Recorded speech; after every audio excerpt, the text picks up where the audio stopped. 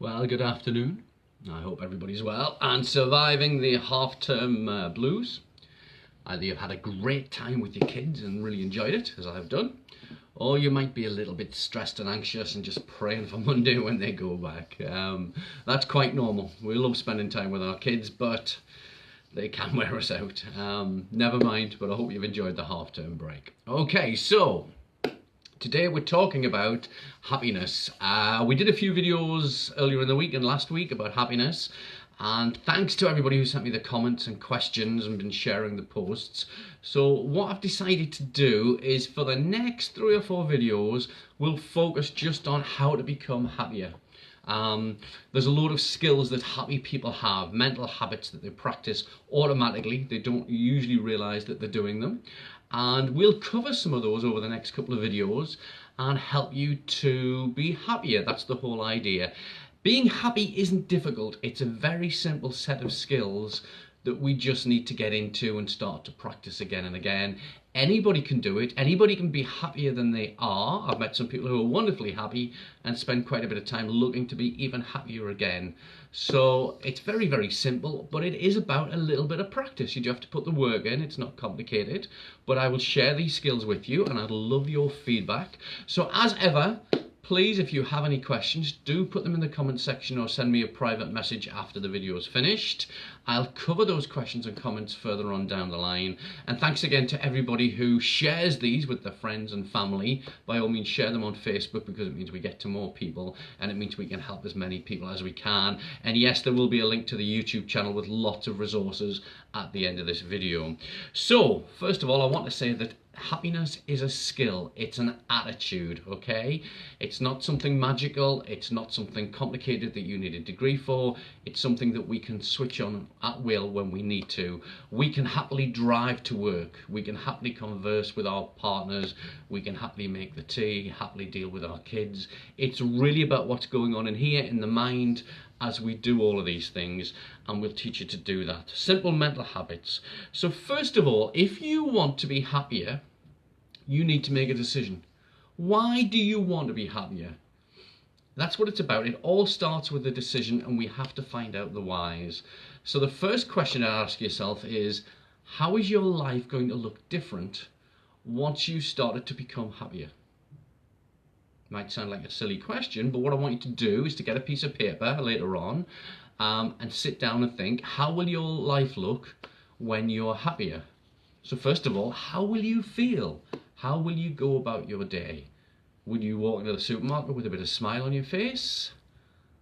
You know, will you not begrudge spending money on things for the kids?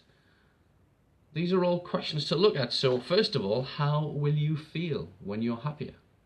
Take a moment, write that down, and just imagine yourself being happier and the difference that'll be within you. The second question is, who is this going to affect? If you're happier, it should make your life an awful lot better, but there's always byproducts, there's always side effects of doing anything. So how will it affect maybe your parents, maybe your partner, maybe your friends, maybe your family? How about your kids? And this is really important. I know when I work with clients and they look at making changes, we have to say why. And it's funny that first of all they seem to get a block and they say, well, I don't know. And I say, okay, well, imagine you're much happier. How is this going to affect your partner? Think about that. Write it down. Make it. The other question is, who and what will this attract? If you're a happier person, will this attract more friends to you? One of the byproducts with being happy is that it does annoy miserable people. Sometimes when I put these posts up, some of the comments we get are rather strange, but first of all, if you become a happier, smiley person, it's going to attract an awful lot of people to you, usually better, nicer, smiley, happier people, which boosts the whole thing up. But it can also repel some of those neckheads, some of those drains that we talk about. So just have a think about what that will do. What will this do to your health? Now, this is really, really important. We know that happier people live longer. There was a study in America about people who lived to be over 100, and when they were doing this study, they were looking at it and they thought it was going to be diet. That's what I would have put money on. But actually the results came up and said, first of all, it was how people handled stress and anxiety. They usually felt happier, they could handle things in their life. And that was the number one reason. The second one was down to diet. So your mental attitude makes a difference. And the reason for that being is that when we're happier, when we're content, we find our digestive systems work much better. That means we absorb the nutrients out of our food. When we're in a bad state, we seem to store more food and become heavier. So again, being happier quite often can help you with the weight loss or to keep your weight management right. It also affects your immune system. We've got an immune system that flies around and does all sorts of things in many different ways. And one of the things we know is that when we are happier, our immune system is much more proactive and kills off the cancers and all the other little problems that are there. It seems to sort it out. People who are depressed and anxious and stressed, guess what? They don't digest the food properly, they put on more weight, their immune systems aren't working, and they age much, much faster. So that's something to look about. How is being happier going to affect your health? What other things is being happier going to do for you? So some answers I've had from clients in the past has been, I'll have better sleep. People who worry or negative don't sleep very well. We mentioned the digestive system will work better, better weight control, longer life, better sex. You know, who wants to have sex with a miserable, grumpy person? At the end of the day, we like people who smile, and smiling is sexy, we keep getting told. So again, be a happier person could boost up your sex life. It's better for your mental health. You've got a choice of being anxious, stressed, or happier. Less stress, less anxiety, more energy. All of these things are byproducts of being happier. So do spend some time writing down some answers as to how you're going to feel when you're happier. Now, the opposite to being happy, and this is something else you might want to look at, is that the place where you want to be? Do you want to be anxious? Do you want to be stressed, depressed? Do you want to worry? You know, some people do prefer to be happy. It sounds weird. Some people are happier being miserable and making other people miserable than being happy, and you've got to decide which person you want to be.